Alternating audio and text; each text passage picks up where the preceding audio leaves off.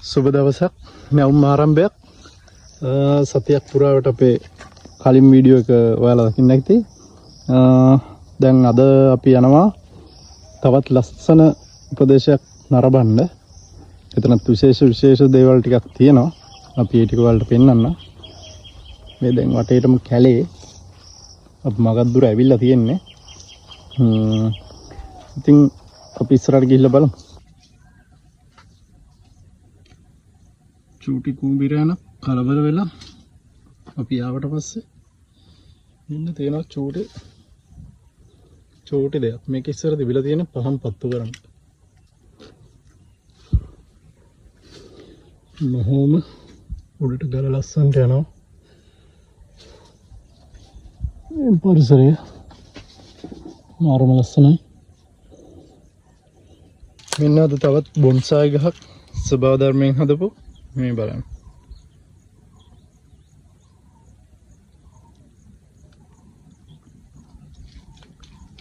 මොහොම අර මුල. ඒකට කියන්නේ මොකද්ද මුල් జాතිය? රුක් මුල්ද? නෑ. කිරිනුග. මේ කිරිනුග ගහන්නේ. බලන්න.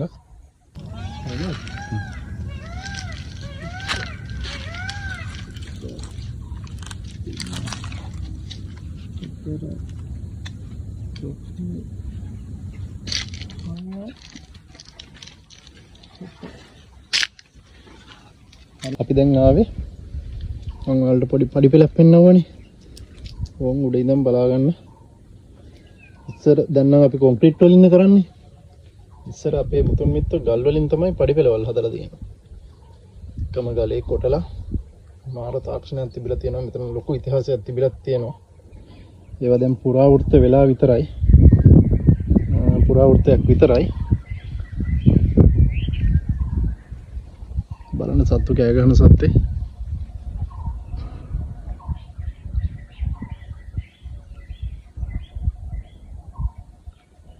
වලට එහි නැති ලස්සන ගස් කොළන් පරිසරේ.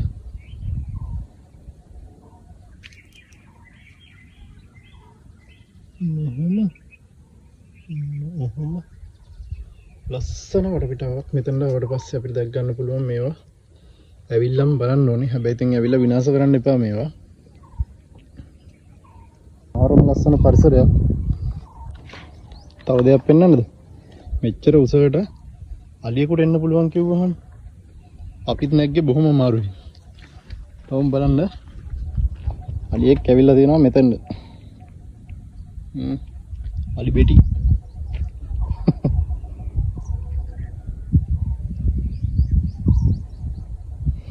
දැන් සාමාන්‍යයෙන් අපි ඉන්නේ අඩි 150ක් අඩි 150ක් විතර උඩගනේ ගලේ. බලන්න එතකොට මේක තරණය කරනවා කියන්නේ අලියෙක් පුදුම හැකියාවක් ඌට තියෙන්නේ.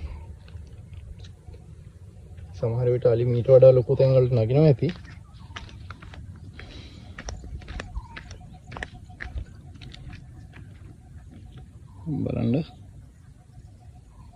බලන්න ඔය ගල දිගේ අඩියෙක් එනවා කියන්නේ මාරම අමාරු වැඩක්.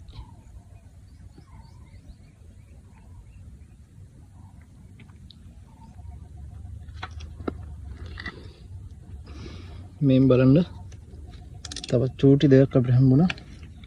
ඔයාලා නම් දැකලත් ඇති. ඉත්තෑ කූර. මේ හරිය කියන්නේ ඉත්තෑවොත් ඉන්නවා. නිට්ටෑවොත් ඇති.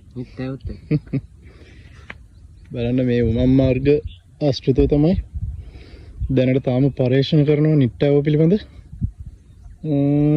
ඉතින් අපි ඒ කට්ටියට අවශ්‍ය නම් මේ පරිසරය පෙන්වන්න සූදානම්.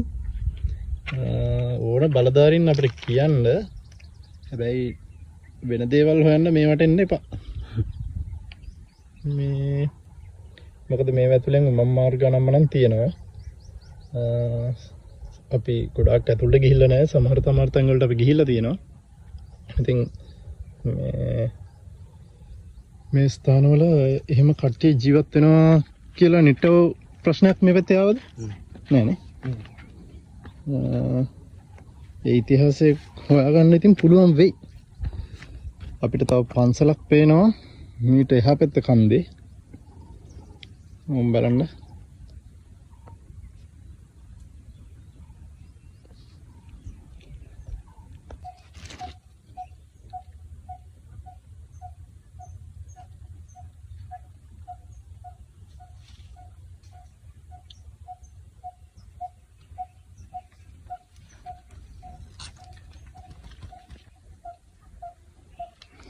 ඔන්නොහොම ලස්සනට ඇතුලේ සද්දයක් යනවා වලට ඇහෙනවා ඇති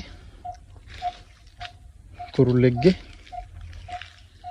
තව ලස්සන ගහක් පෙන්වන්න යන්නේ ගස් දෙකක් වගේ තියෙනවා ඒ අතර සුකලා දේවියගේ කතාවත් කියන්න අපි එදාට පෙන්වන්නේ ගුහාවක් ඔය හැරි තිබිලා හම්බෙලා තියෙනවා කියලා කියනවා කාගේද සුගලා දේවියගේ දූ කුමරියනේ සුගන්ධිකා කුමරියගේ මමිය.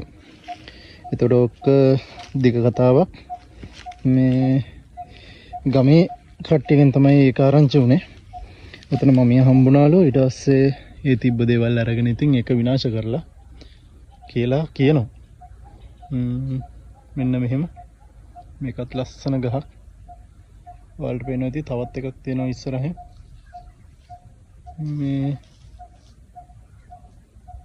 බලන්න මාරම ලස්සනට ස්වභාව ධර්මයෙන් හදලා තියෙන්නේ. ඉතින් දැන් අපි එදා මේ ගුහාව ගාවට ගියේ. අද ඒ ගුහාවෙන් මතුවෙනවා තවත් කන්දකට ඊළඟ පාතම කිලෝමීටර් 3-4ක් විතර ඈතින් තවත් කන්දක ගුහාවක් තියෙනවා. ඒ ගුහාවෙන් අර අපි ගියපු ගුහාවට යන්න පුළුවන් උමම් මාර්ගයක් ඉස්සර තිබිලා තියෙනවා කියලා කියනවා. දැන් නම් ඒවා වැහිලා. ඉතින් අපි දැන් යන්නේ කැලේ ඇතුලෙන් එතන. ලස්සන පරිසරයක්. මාරම ලස්සනයි. වන සත්තු ඉන්නවා. චූටි ලස්සන සතෙක් හිටියා වෙන්නන්න දැහත්තුණා. එයා පැන ගත්තා. අපි යාට පොඩි කරදරයක් වුණා. සද්ද වැඩි වුණා අපි. ඉතින් ඔය සුගන්ධිකාගේ කතාව කියන්න තමයි දැන් මම මෙතන නැවතුනේ. ඒ අතර ඔයාලා මේ වටපිටාව නරඹන්න. සුගන්ධිකා කියන කාගේද මේ කවුද අපේ මාතෘකාව සුගලා දේවියගේ මේ දුව. ඉතින් මේ සුගන්ධිකා කුමරිය ඒ දවස්වල මේ හරිය තිබිලා තියෙනවා. මේ වටේට තමයි කාලිංග මාග යුද්ධ කරලා තියෙන්නේ. ඉතින් ඒ දවස්වල කාලිංග මාගත්තගේ ගෝලයක් එක්ක දුවගේ සම්බන්ධයක් තිබිලා තියෙනවා. එහෙම කියලා ජනප්‍රවාදයේ කියනවා. ඉතින් එතකොට සුගලා දේවිය අතේ තමයි ඒ දවස්වල අපේ බුදුරජාණන් වහන්සේගේ දන්ත ධාතුන් වහන්සේ නමක් තිබිලා තියෙනවා. තියාගෙන දන්ත ධාතුන් වහන්සේ නම තියාගෙන ඉඳලා තියෙන්නේ සුගලා දේවිය. අපි ගිය සතියේ වලට පෙන්නවා සුගලා දේවියගේ රෝසමලේ කන්ද.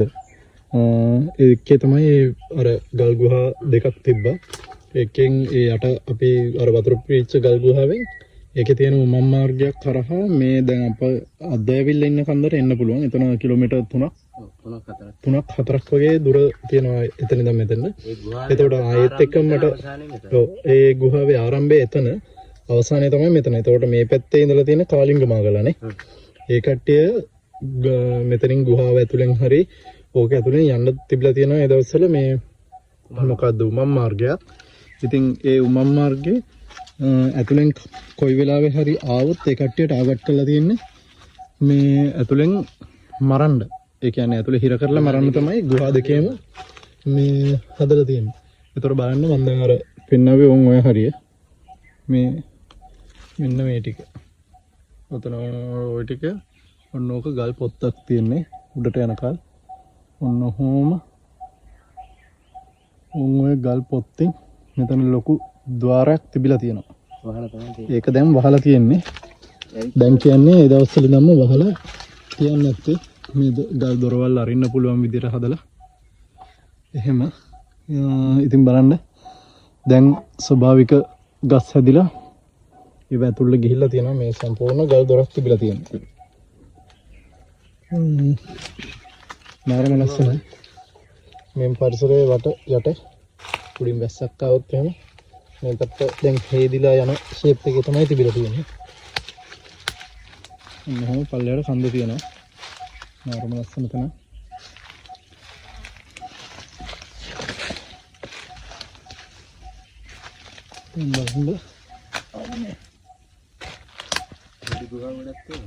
චූටි චූටි මේවා වහලා වැහිලා දැන් තියෙන්නේ.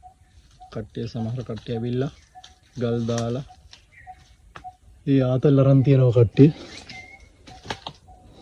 මෙන්න මෙහෙම මේකත් පොඩි ගුහාවක්. මෙතන පස් වලින් දැන් වැහිලා ගල ඇතුළට ඔක්කොම ගුහා ටික තියෙනවා. සත්තු සිව්පව් ඇති සුගලා දේවියගේ මූලාරම්භය. ඉතින් මෙතන ඉඳන් කිලෝමීටර් 3ක් 4ක් විතර මෙහාට එන්න තවත් කන්දක් තියෙනවා. අපි දැන් ඇවිල්ලා ඉන්නේ ඒ ටිකට. ඉතින් මෙන්න මෙහෙම මේ බලන්න ලස්සන ස්වභාව ධර්මයේ විසින් ඇති කරපු මූල පද්ධතියක්. ඒකේ උඩ ලොකු ගහක් තියෙනවා. ඉතින් මේකේ ඇතුලේ මේ බලන්න අපේ මිනිස්සු විනාශ කරපු දේවල් මේකේ කටාරමක් තිබිලා තියෙනවා. ඒවා විනාශ කරලා තියෙනවා. මොම් බලන්න මේ තියෙන්නේ කඩපාරවල්. මොම් බලන්න මේ කඩලා මේ බලන්න උතනත් කෑල්ලක් කඩලා තියෙන්නේ. එතකොට මෙන්න මෙහෙම තියෙනවා. මාරම ලස්සනයි. ලොකු අතීතයකට, ඒ කියන්නේ ඈත අතීතයකට යන්න පුළුවන් තැන් තමයි ඉතින් මේවා. කැලේ හැංගිලා යන්න පුළුවන් මේ පාර දින. ඕම් බලන්න අර ගුහාවෙන්, ඒ කියන්නේ අපි ගිය සතියේ පෙන්නපු ගුහාවෙන් එළියට එන්න පුළුවන් ස්ථානයක්. මේ තියෙන්නේ යටින් ආපු පාරවයි. වල පේනවා ඇති කැලේ තව ඇතුළට යන්න පුළුවන්. ওই පැත්තෙන් කාලිංග මාර්ග ওই පැත්තට ලං වෙලා තමයි ඉඳලා තියෙන්නේ. ඉතින් මේ පැත්තෙන් මට හිතෙන්නේ මේ පාරක් වගේ දැනටත් තියෙනවා. ඉතින් ඕකෙන් ඔහොම ඇවිල්ලා මේ බලන්න ලස්සන ගුහාව දැන් වලට පෙන්නන්න යන්නේ. ඒවත් දැන් බාගෙට වැහිලා තියෙන්නේ. ගල් කඩාගෙන වැටිලා. මේ බලන්න. මේ බලන්න ගුහාව.